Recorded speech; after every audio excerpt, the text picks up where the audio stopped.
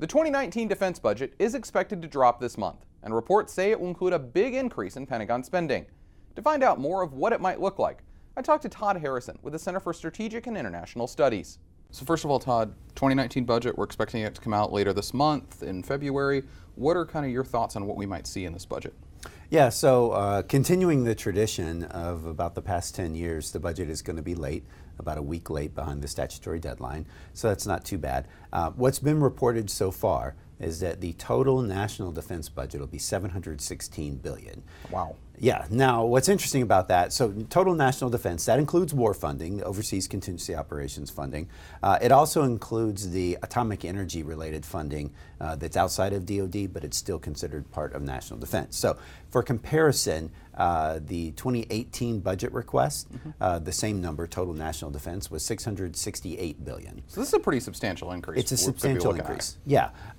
Now, if you look at the details, though, that have started to leak out, that's where it gets interesting. So presumably, the atomic energy funding part of the budget, it'll continue on the trajectory it was already on.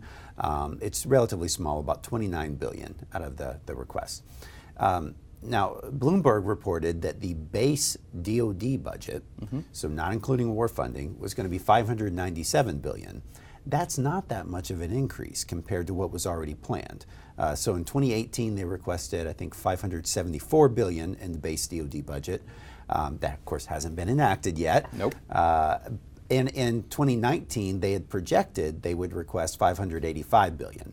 So 587, and so 597 is only about $10 billion more than they had already been planning in the base budget. So this isn't the massive Trump-era defense buildup we were told we would get in 19. Well, but then look at OCO. OCO is the remainder. So if those numbers as reported are right, 597 in the base, and about $29 billion to atomic energy, $716 billion total, what's left over is $90 billion in OCO funding.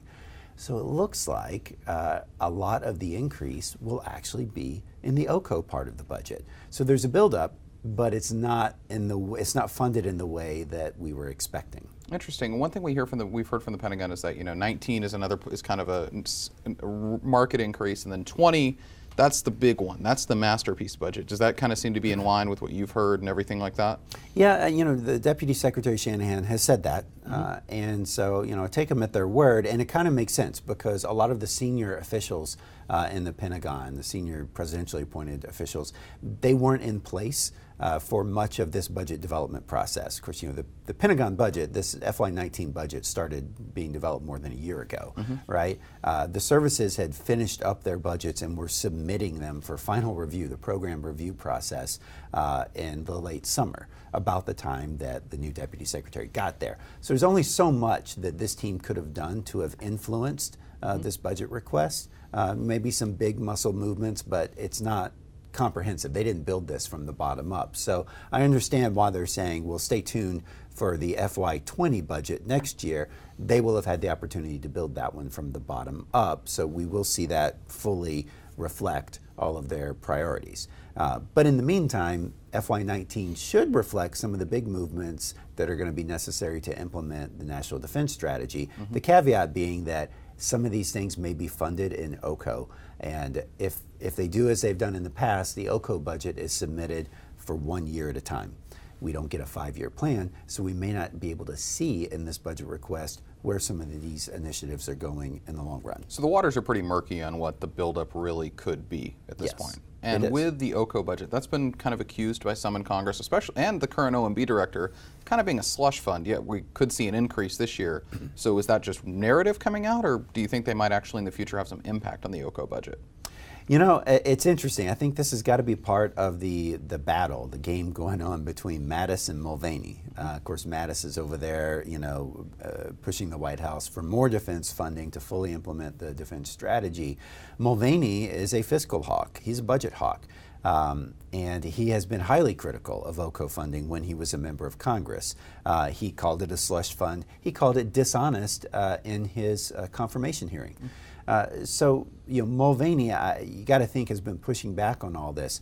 But, this may have been the way they got to an agreement between Mattis and Mulvaney. Mulvaney may have said, hey, I'll give you your increase, but if we put it in OCO, Mulvaney knows that means it's just 1 year that Mattis has won. If Mattis wants to continue growing the budget or even just sustain this level of funding in the future, he has to come back and fight the White House for it year after year after year. It doesn't lock it into the baseline if you put it in OCO.